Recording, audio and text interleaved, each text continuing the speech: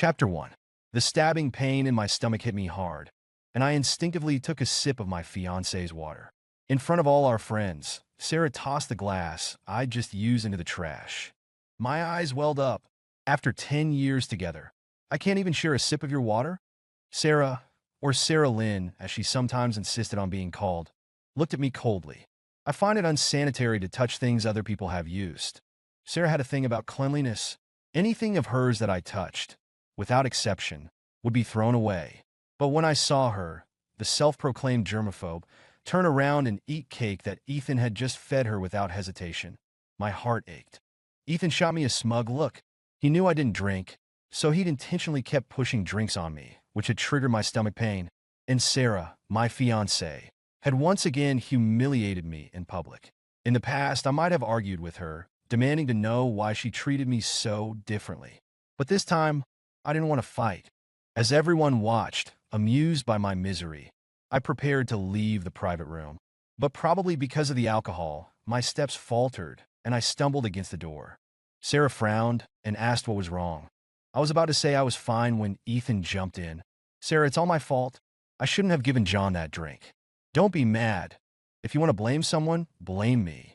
Sarah was instantly enraged. In front of everyone, she lashed out at me. You can't drink? Why didn't you say so? You have to make everyone feel sorry for you? You're an embarrassment, a disgrace. Just get out of here. I tugged at the corner of my lips and turned to leave. Everyone's eyes filled with disdain. It was already past midnight when I got home. I received a text from Sarah. I'm not coming home tonight. My fingers hovered over the keyboard. I replied with a single word. Okay. The typing indicator appeared on her end, but after a long time, no message came. Ever since Ethan returned to the country, Sarah had been staying out more and more often. We'd talked, we'd fought, but every time, I'd be defeated by Sarah's sharp words. This time, I didn't want to fight anymore. I didn't want to spend another night waiting for her to come home. I took a hot shower and drank a glass of honey water before bed. The discomfort from the alcohol had subsided, and for the first time, I fell asleep feeling incredibly relaxed. The next morning, I woke up to an empty bed. I got up to make breakfast. As I was about to eat, Sarah came home. She sat down at the table as if nothing had happened, but when she saw only my breakfast on the table, she looked at me in confusion. Where's my breakfast? I ate my eggs and said calmly, don't you find it dirty to touch anything I've touched? From now on, if you want breakfast, make it yourself. A flicker of discomfort crossed Sarah's face, but it was quickly replaced by other emotions. Just as she was about to speak, her phone rang. Her voice became incredibly gentle. Okay, I understand. You're such a little foodie, even at your age. She flirted with Ethan shamelessly in front of me. I pretended not to see, enjoying my food bite by bite. Ethan said he wants to eat your cooking. Go make him some now. I'll take it to him later. Sarah's tone was a mix of command and condescension. But why should I? Seeing that I wasn't moving, Sarah became annoyed. John, you caused a big scene last night and made Ethan feel guilty all night. I finally managed to cheer him up a bit. I'm giving you a chance to apologize by asking you to make him breakfast. I couldn't help but laugh inwardly. I looked directly at Sarah and said, I told you, I'm not making it. Sarah was furious. She snatched my plate and threw the unfinished eggs in my face. You ungrateful bastard. Less than half an hour after returning home, Sarah left again. I silently cleaned up the mess on the floor. When I picked up my phone, I saw that Sarah had updated her social media. He's such a grown man, yet I have to take care of him like a child. The accompanying photo showed her wiping Ethan's mouth. I chuckled and gave her post a like. Back in the bedroom, I started packing. I'd lived here for 2 years, yet I only managed to fill 2 suitcases. Just as I was about to leave, I received a message from Sarah. I'm at the mall. Come quickly. It was the first time Sarah had messaged me in such an urgent tone. I sighed and decided to go see what was going on. When I arrived at the address she'd sent, I saw her chatting and laughing with Ethan. When she saw me, she frowned and urged, hurry up. She pointed at Ethan's foot. Ethan accidentally cut his foot. He doesn't want to go to the hospital. Aren't you a doctor? Take a look at it for him. I glanced at Ethan's almost healed wound and said calmly, just disinfect it when you get home. She'd made such a fuss to call me here, just because Ethan had a minor injury. I remember the time I broke my leg on the way home and wanted to call Sarah. She'd simply told me in a cold tone, I'm not a doctor. What use is it for me to come? Call 911 yourself. She didn't visit me once during my entire hospital stay. Now that I thought about it, she really didn't love me. Ethan pretended to be embarrassed. I'm so sorry, John. I said I was fine, but Sarah just wouldn't let it go. She insisted on me seeing a doctor. The triumph in his eyes was impossible to hide. I didn't bother to expose him and was about to turn around and leave when a cleaning cart loaded with cleaning tools lost control and hurtled towards us. At the critical moment, Sarah pulled Ethan out of the way. After the cleaning cart crashed into the wall, she anxiously checked Ethan all over. Are you okay? Are you hurt? I rubbed my slightly sore arm from the impact and prepared to leave without saying a word. But Sarah stopped me. What's wrong with your arm? Probably because I was wearing a white shirt, the stain on my arm caught her attention. I was about to say it was nothing when Ethan cried out in pain. Sarah, my arm seems to be hurt. Sarah's face instantly filled with concern, and she insisted on taking him to the hospital. She glanced at me. You come too. My arm was actually quite sore, and I did have something to do at the hospital, so I followed them into the car. At the hospital, Sarah rushed off with Ethan, leaving me with only one sentence. Wait for me in the office. I went to the office and rolled up my sleeve to find that my arm was already bruised. After applying some medicine to myself, I went to my supervisor's office and requested a month's leave. Fortunately, the hospital was adequately staffed, and although my supervisor was reluctant, he approved my request. I returned to the office and waited until 8 in the evening. Sarah never came to find me. After handing over my work, I got up and took a taxi home. My suitcases were still in the room. Because it was so late, I decided to stay one more night. When Sarah came back, she brought me food. Didn't you always love the food from this place? Eat it. I looked at it but didn't touch it. Sarah blinked in confusion. Why aren't you eating? I shook my head. I'm not hungry. Sarah frowned and patiently explained. I didn't forget to look for you. Something came up at the company, and I couldn't leave. I hummed in response, not making a fuss. In the past, I would have already blown up at her. A hint of helplessness flashed in Sarah's eyes. John, what's wrong? I showed her my phone. On the screen was a social media post Ethan had made an hour ago. All it took was me saying I wanted to eat it, and she brought me here. And the takeout she'd brought me was their leftovers. She hurriedly explained, Ethan is a bit clingy since he's injured. I couldn't help it. Seeing that I remained silent, she added, John, didn't you always want to go stargazing? I'm free now. Let's go now. I had indeed told her that I wanted to go stargazing, because someone told me that if two people who are deeply in love go stargazing together, they will be together forever. But Sarah always said she was busy. Over time, I stopped wanting to go, and I didn't want to be with her anymore either. Just as she finished speaking, Ethan's phone rang. Sarah hung up, grabbed her jacket, and was about to leave. At the door, she hesitated and turned around. John, Ethan is feeling unwell. I smiled. Okay. Sarah looked at me with a complicated expression and promised. Tomorrow I'll go with you. I watched her leave with a smile, then got up and took off my and Sarah's engagement rings, placing them on the table. Since I decided to leave, I shouldn't keep these things. After leaving my belongings at a hotel, I went to the nursing home the next day. Ever since that incident, Mom's mind had been deteriorating. She'd been living in the nursing home ever since. When she saw me, she didn't recognize me. The director told me that Mom was sometimes lucid, sometimes confused. I felt guilty about Mom. If it weren't for me, she wouldn't be like this. I took her downstairs for a walk and unexpectedly saw Sarah. She was carefully supporting an elderly woman. The woman's shoes were dirty, but Sarah didn't seem to mind, gently wiping them with a tissue. Looking at the elderly woman's face, which was strikingly similar to Ethan's, I understood everything. The elderly woman felt embarrassed and tried to get Sarah to stand up, but Sarah said in an almost gentle voice, Ma'am, Ethan is my friend, and his mother is my mother. This is what I should do. This nursing home is run by a friend of mine. Staying here will be very beneficial to your recovery. Don't worry. I'll come to see you every day. Hearing this, I looked at my mother, who was as innocent as a 3-year-old child. In my heart, I still felt it was unfair. A year ago, Mom and Sarah met for the first time. To protect Sarah, Mom was hit on the head by something falling from a height. Although I tried my best to save her, she still suffered from the aftereffects. And Sarah, without a word of thanks, arranged for Mom to be placed in a nursing home and considered the debt repaid. For over a year, she hadn't visited Mom once. Now, just because the other person was Ethan's mother, she was being so attentive. I sneered and wanted to pull Mom away. But as I turned around, Sarah spotted us. When she saw Mom beside me, she looked uncomfortable. "John, why are you here too?" Then, as if realizing something was amiss, she explained, "Ethan's mom isn't well, so I brought her here." I simply said, "Oh." Her sharp eyes noticed my empty hand, and she asked, frowning, "Where's the ring?" I found it amusing. It seemed she hadn't been home all night, so she hadn't noticed the ring I'd left at home. I didn't feel like wearing it, so I didn't. "John!" Sarah was annoyed. I didn't want to talk to her and led Mom back to the nursing home. But when I went back outside, I saw Sarah patting Ethan's back downstairs. Ethan seemed to be in a lot of pain and hugged Sarah directly. After a while, Ethan pretended to have just seen me and hurriedly pulled away from Sarah's embrace. "I'm so sorry, John. I was just so upset seeing my mom sick. I didn't mean to hug Sarah."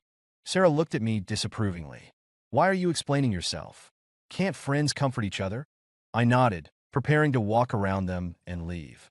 But Sarah grabbed my hand. "John, I'll take you back." I looked at her hand, and suddenly, a wave of pain hit my stomach. Probably because I hadn't eaten breakfast this morning, my empty stomach was protesting. I bent over slightly in discomfort. Sarah noticed my distress and quickly asked, "Stomach ache again?" She'd always known about my stomach problems, but she'd never cared. Even when I had stomach aches so bad that I was sweating cold and begged her to give me some medicine, she'd just throw the pills in my face and say, "Why do you always have to bother others?" Thinking of this, I shook off her hand. She tried to pull me into the car, but Ethan stopped her, his face full of pain. "Sarah, I don't feel well." Almost instantly, Sarah let go of my hand. She opened the passenger door and carefully helped Ethan in. "John, Ethan has depression, so I smiled and nodded. "Okay." Sarah looked at me hesitantly, and Ethan groaned again. Sarah anxiously got into the car. The Mercedes drove further and further away until I couldn't see it anymore. Just like my relationship with Sarah, it would eventually fade away. I went back to the hotel. On the way, I bought stomach medicine and took it with cold water. My stomach felt much better. When I woke up, it was already dark. My phone was filled with countless missed calls and text messages, all from Sarah. I didn't want to call back, but just as I unlocked my phone, her call came again.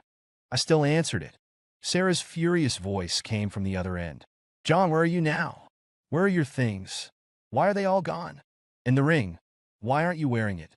If it's just because I didn't take you to the hospital today, then you're being too petty. Ethan has depression. Don't you know which is more important?" I interrupted Sarah's barrage of questions. "I think that ring would suit Ethan better. Sarah, let's break up."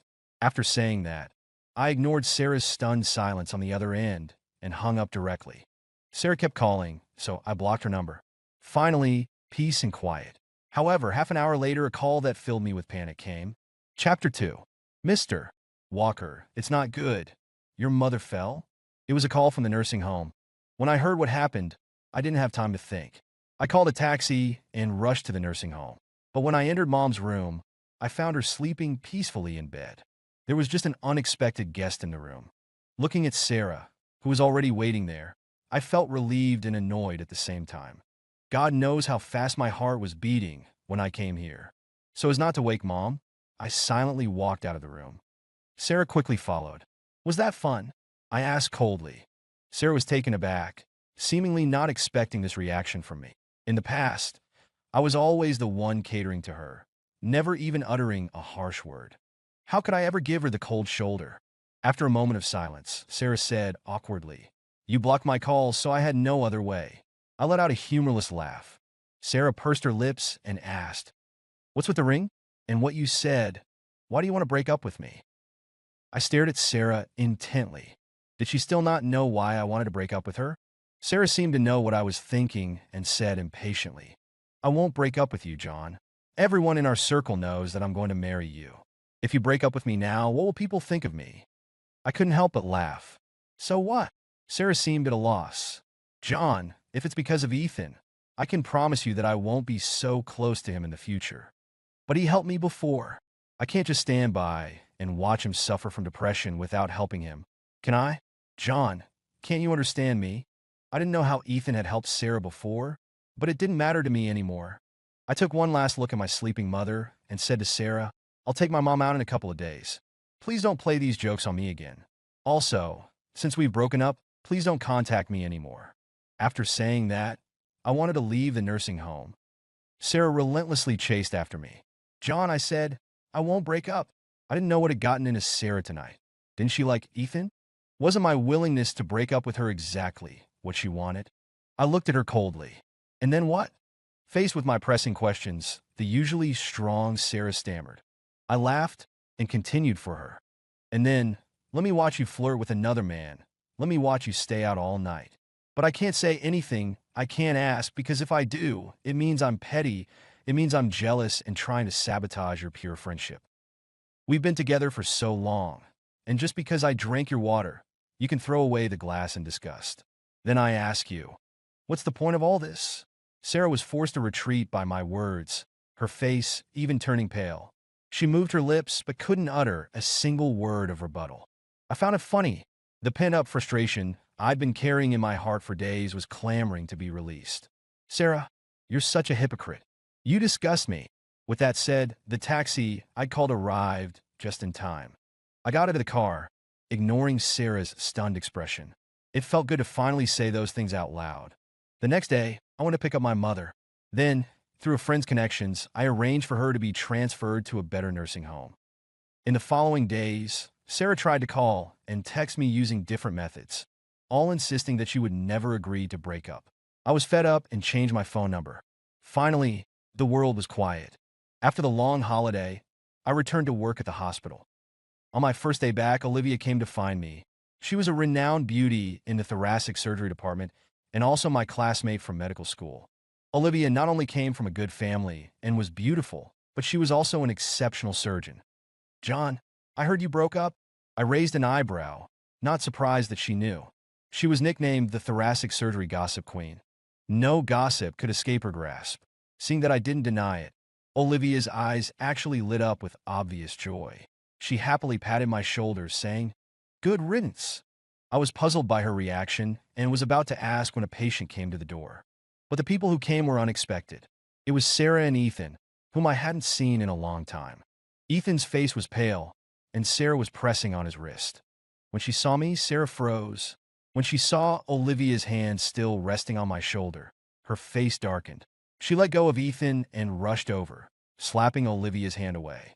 Olivia cried out in pain, and I frowned. Sarah, what the hell are you doing?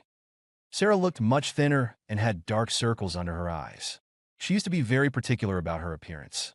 She looked at me with a hint of grievance. John, do you know how bad I've been lately? I looked at her coldly. That's no excuse for you to hit someone. As if stung by my coldness, Sarah's eyes reddened. John, can we get back together? Olivia raised her eyebrows in surprise and said sarcastically, Excuse me, Junior, but before you say that, shouldn't you take a look at the man you brought? He looks like he's about to die.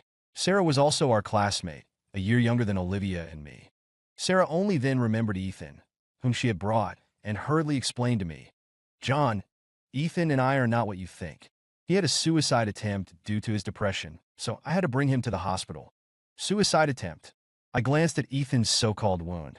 It was shallow, not at all like someone who wanted to die. Ethan was afraid of death. How could he have the courage to commit suicide? Only a fool like Sarah would believe it. I asked my assistant to help clean Ethan's wound and gestured for Sarah to go outside. Sarah didn't move, still pleading with me. John, I really know I was wrong. We've been in love for so many years. Can you really just break up with me like that? Ethan tugged at Sarah's arm, his eyes filled with resentment. Sarah, can't you see he already has another woman? I told you long ago that John only broke up with you because he'd already found someone else. This kind of man isn't worth it. Sarah looked at Olivia and asked me in an accusing tone, John, is he telling the truth? I didn't bother explaining to her. Sarah, if I'm not mistaken, we've already broken up, haven't we? What does it matter to you who I'm with? Sarah gritted her teeth. John, as long as you break up with her, I can pretend nothing happened. We can still be together, and I'll take good care of your mother too. I was amused by Sarah's words. How could she have the nerve to say such things? Ethan continued to fan the flames. Sarah, he's already like this.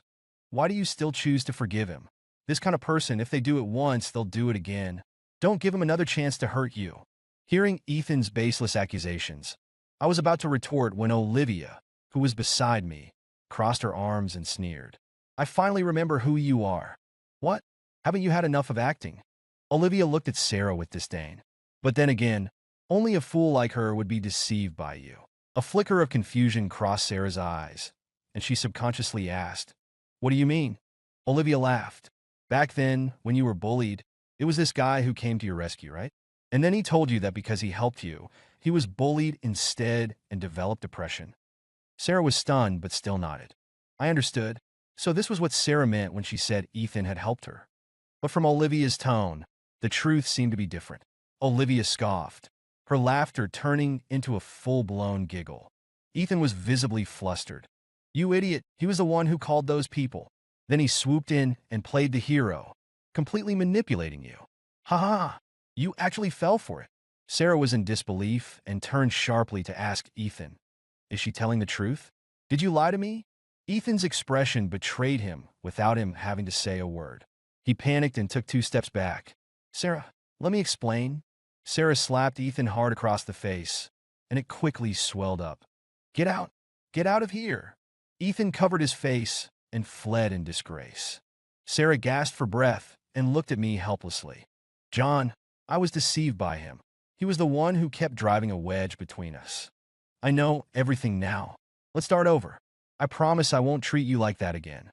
If she wanted to investigate, with her current resources, what couldn't she find out? But she didn't want to. She was reveling in the thrill of her infidelity, disguised as repaying a debt of gratitude. Sarah was a scumbag at her core. I pointed to the door and said to her in the tone a doctor would use with a patient, "Miss Lynn, I have other patients. Since you've finished your consultation, please don't delay the next patient, okay?" Sarah still wanted to say something, but I looked at her with detachment. "If you continue to harass me, I'll call security." Hearing this, she reluctantly prepared to leave. Before leaving, she said to me, "John, I'll show you my sincerity." I only felt disgusted. Delayed affection is cheaper than grass. Who needed her sudden remorse? I turned to Olivia, who was looking at me with satisfaction. "Not bad. Not bad. You've improved." I raised an eyebrow. Did she really think I'd be as stupid as before? I didn't take Sarah's words to heart and continued with my usual routine of work and life. However, during a night shift half a month later, on my way home, I had a bad feeling. There was a constant unease in my heart. When I reached the entrance of my apartment building, that unease intensified. Just as I was about to open the door, a figure flashed by. I instinctively dodged to the side. Under the dim light, I finally saw who was trying to attack me. Ethan. He looked disheveled, his clothes wrinkled, a far cry from the well-groomed, pretty boy who used to follow Sarah around. Seeing that I dodged, he roared and charged at me again. "It's all your fault. It's all your fault. D." The situation was urgent, and I could only shout for help. But everyone was asleep at this hour. Even though 1 or 2 lights turned on in response to my shouts, no one dared to come down. I've been working night shift for several days and wasn't in the best condition. I tripped on the steps and fell to the ground. A sharp knife lunged towards me. I was about to raise my hand to block it when a dark figure suddenly appeared in front of me. The sound of the knife piercing flesh and the pained cry of the person in front of me came at the same time. Ethan was so scared that he dropped the knife and ran. The person who shielded me collapsed into my arms. I stared in shock. It was Sarah. Sarah's face was pale, and blood was flowing from her abdomen. "John, I told you. I'll show you my sincerity." The bleeding wouldn't stop. I didn't have time to deal with Sarah's words. I could only press on her wound and call 911. At the hospital, Sarah was quickly taken in for treatment, and I reported the incident to the police. Ethan was soon arrested. When he saw me, he was still yelling, "It's all your fault. If it weren't for you, I wouldn't be like this." Through police questioning, I learned that for the past half-month, Sarah had been instructing her employees to isolate and bully Ethan. Ethan had originally relied on Sarah's influence to act recklessly in the company, and many people resented him. Now, without Sarah's protection, he suffered a lot at work. After subjecting him to workplace bullying, Sarah fired him directly, and Ethan blamed all of this on me. In the end, Ethan was sentenced to 3 years in prison for intentional assault. Sarah's life was saved because she was rushed to the hospital in time. When I went to see her, her eyes lit up with surprise. "John, you're here. I knew you wouldn't leave me alone." She held my hand and looked at me expectantly. "John, for saving your life this time, can we get back together?" I frowned and gently removed her hand.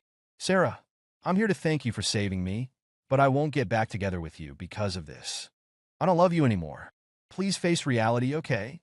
Sarah was stunned for a moment, then shouted uncontrollably, "No, you love me. You said you loved me the most." She struggled to get out of bed. "John, let's not let a little misunderstanding ruin things. This was my fault. I misjudged him, but I've already promised you I'll never do this again. Why? Why won't you forgive me even after all this?" Seeing that she had completely lost her composure, I called a nurse to help me get her back into bed. But Sarah suddenly went crazy, desperately shaking off the nurse's hand. "Don't touch me. John, I was injured for you. From now on, I only want you to treat me." I stood there, feeling helpless.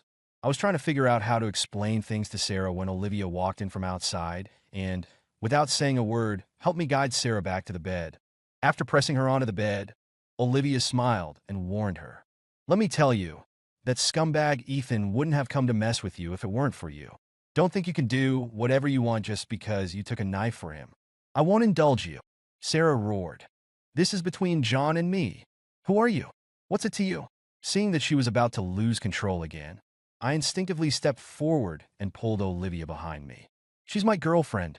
Sarah, we've already broken up." Sarah was stunned, tears streaming down her face.